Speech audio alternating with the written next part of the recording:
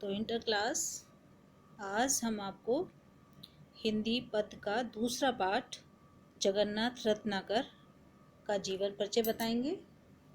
इसे आप ध्यान से सुनेंगे। चलिए शुरू करते हैं।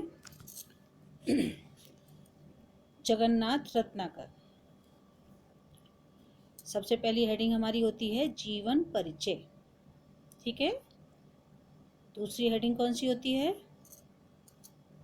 साहित्यिक परिचय। तीसरी हेडिंग कृतियाँ या रचनाएं, और चौथी हेडिंग होती है हमारी भाषा और शैली, और लास्ट है साहित्य में स्थान। चलिए तो सबसे पहले शुरू करते हैं जीवन परिचय। ब्रज भाषा के सुकवि जगन्नाथ रत्नाकर का जन्म सन 1866 ईस्वी में काशी में एक वैश्य परिवार में हुआ था। रत्नाकर जी के पिता पुरुषोत्तम दास जी थे। रत्नाकर जी की शिक्षा का प्रारंभ उर्दू एवं फारसी भाषा के ज्ञान से हुआ। उन्होंने 6ठे वर्ष में हिंदी और 8वें वर्ष में अंग्रेजी का अध्ययन प्रारंभ किया। स्कूल की शिक्षा समाप्त करने के पश्चात इन्होंने क्वींस कॉलेज बनारस में प्रवेश लिया। सन 1891 ईस्वी में इन्होंने बीए की डिग्री प्राप्त की। सन 1900 ईस्वी में रत्नाकर जी की नियुक्ति आवागढ़ के खजाने के निरीक्षक के रूप में हुई।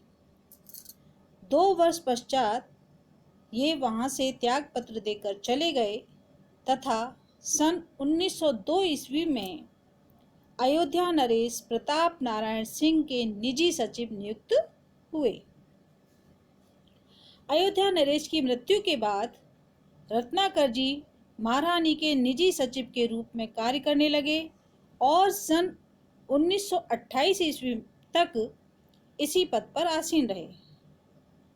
21 जून सन 1932 ईस्वी में इनका हरिद्वार में स्वर्गवास हो गया। तो ये आपका जीवन परिचय रहा बच्चों।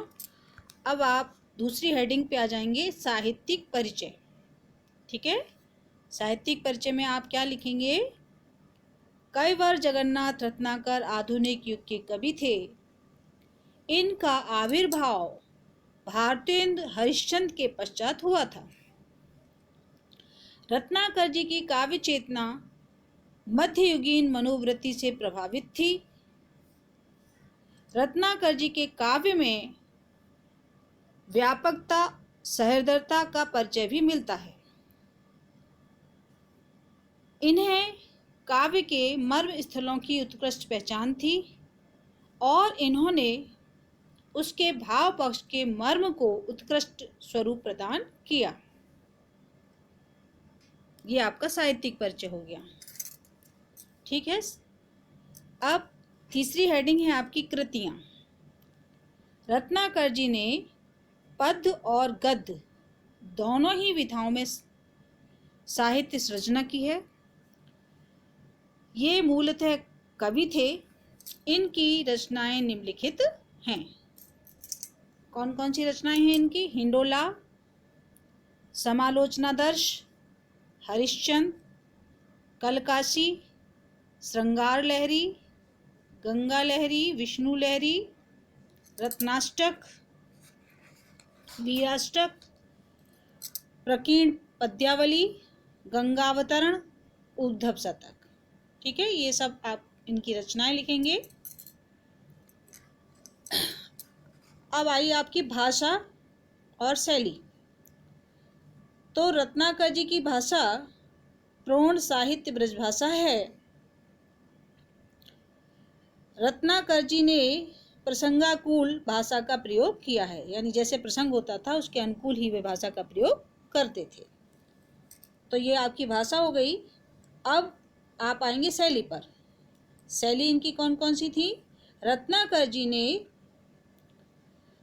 अपने भावों को व्यक्त करने के लिए किन किन शैलियों का प्रयोग किया है बच्चों? चित्रण शैली, अलंकारिक शैली और चमत्कारिक शैली।